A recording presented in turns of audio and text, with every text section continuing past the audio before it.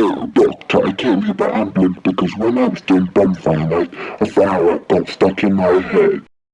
Don't worry, if you get in one of our beds, we'll see your problem, and if it's severe, we'll take you to surgery. If it's not severe, we won't take you to surgery.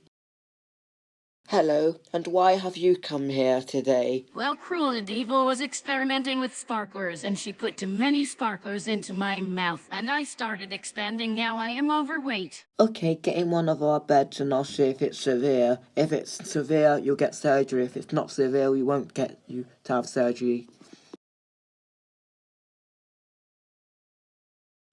2 hours later. Well, I was making marshmallows and I accidentally licked the fire and now my chin is all broken. Don't worry, I'll get that sorted out and I'll go into your bed. 2 hours later.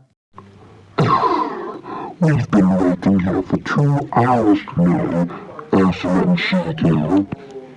Yeah, I know, Cruella Deville. You know that's very disappointing. Yeah, I know, She-Girl. I'm very sorry about the wait. We were looking after 140 patients with COVID in the COVID ward. I'm sorry we're late.